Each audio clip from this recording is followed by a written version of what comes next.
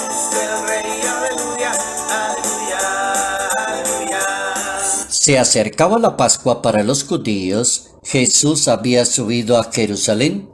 Encontró en el templo a los vendedores de novillos, ovejas y palomas, y otros sentados cambiando dinero. Hizo un azote de cuerdas, los expulsó a todos del templo, lo mismo que los novillos y las ovejas, tiró al suelo las monedas de los que cambiaban dinero, volcó las mesas y a los que vendían palomas les dijo: quiten esto de aquí, no sigan haciendo de la casa de mi padre un mercado. Los discípulos se acordaron de que estaba escrito: el celo por tu casa me devora. Evangelio según San Juan, capítulo 2, versos 13 al 22. Mi casa se llama casa de oración para todos los pueblos. Ustedes, en cambio, la han convertido en una cueva de bandidos. Notas amables a la palabra de Dios. Lunes 9 de noviembre, año 2020. Aleluya, aleluya,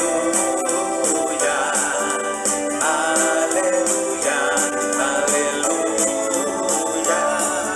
Mi casa es casa de oración. Esa es como la teoría, el presupuesto, la tesis, el fundamento de Jesús de Nazaret. ¿Cómo entender el valor que tiene el templo y la casa de Dios? ¿Y cómo entender que una persona humana, un hombre, una mujer que es bautizado, se convierte en una casa de Dios?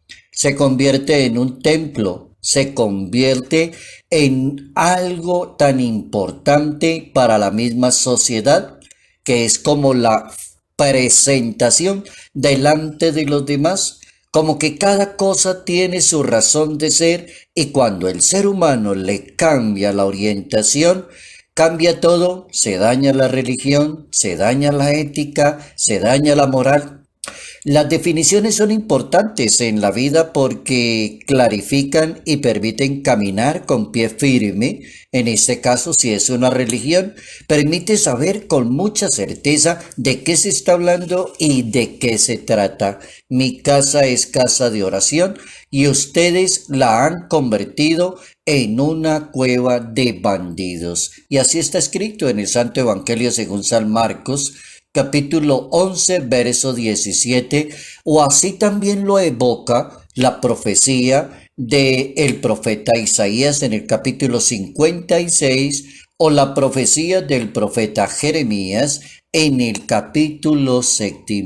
Mi casa es casa de oración. ¿Cómo entender la edificación de Dios que somos nosotros?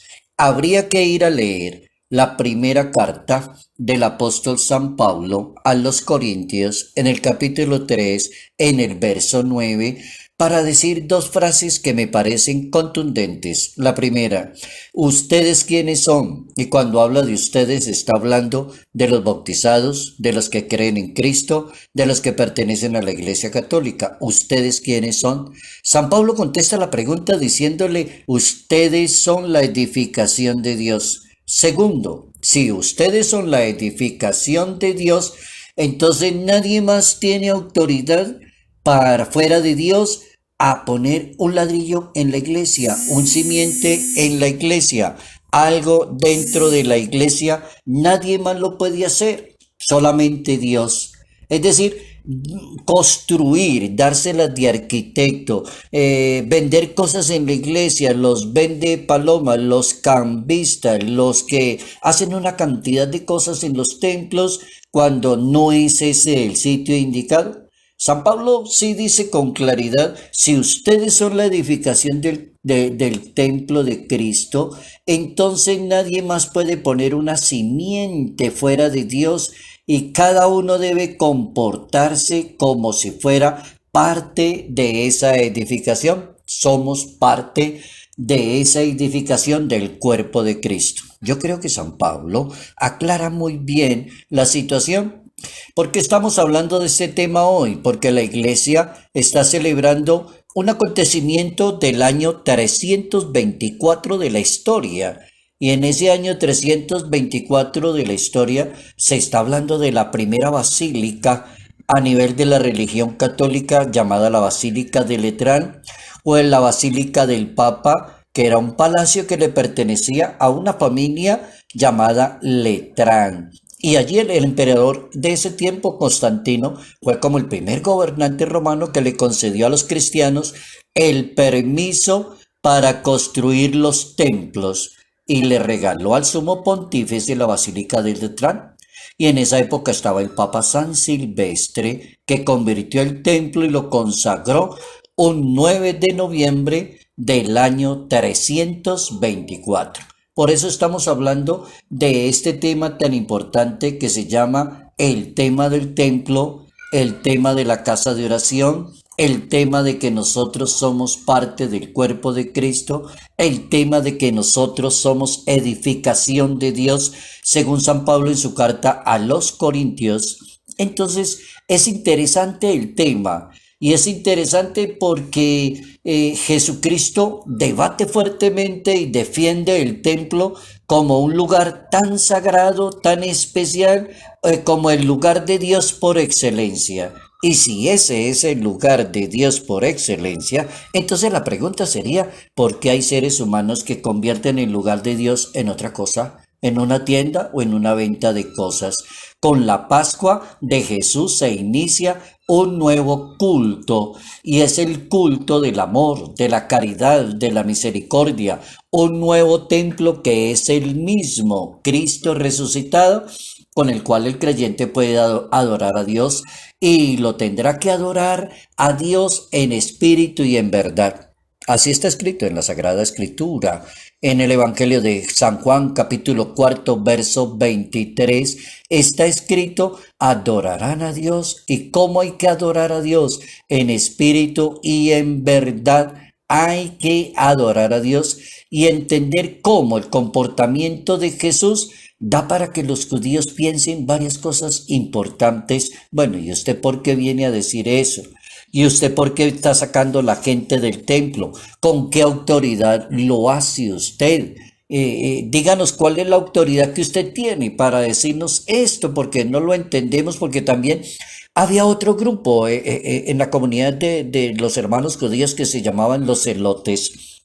Y los celotes se distinguían entre los judíos porque eran muy celosos de los asuntos de Dios. Una persona muy celosa es una persona de esa persona bien detallista que no permite una cosa, que alega, pelea, entra a defender algo. Entonces, como existían grupos que hacían eso, entonces los judíos preguntan a Jesucristo, bueno, ¿y usted por qué hace esto? Y Jesús le responde, destruyan ese santuario y en 3 días lo vuelvo a reconstruir. Las autoridades judías dijeron 46 años demoramos restaurando este templo y usted lo va a construir otra vez en 3 días, pero no entendían que estaba hablando era su cuerpo, el santuario. Cuando Jesús resucitó, los discípulos se dieron cuenta de qué era lo que estaba hablando, que era su propio cuerpo, su propia Pascua, su propia resurrección, su propio templo, que es la presencia de Dios en la vida de un ser humano.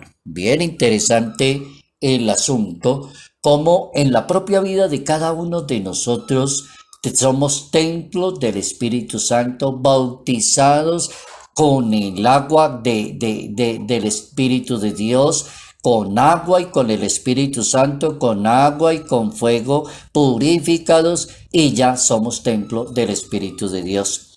Bien importante la categoría de templo y hablar del templo y hablar de la casa de Dios y hablar de algo tan importante que es alguien que está en una religión y pone la cara a la misma sociedad. A mí me parece importante terminar diciendo eso.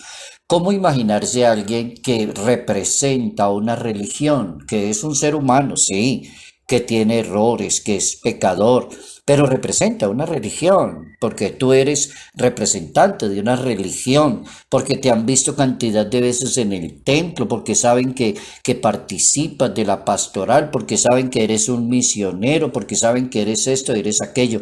Eres eso, un representante, entonces eres templo El templo, la casa de Dios, el pueblo, la comunidad es templo, entonces es importantísimo. El tema de hoy hablando de cómo cada uno de nosotros debe aprender a adorar a Dios en espíritu y en verdad.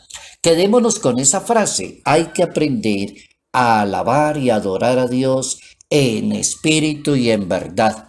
Evangelio según San Juan, capítulo 4, verso 23.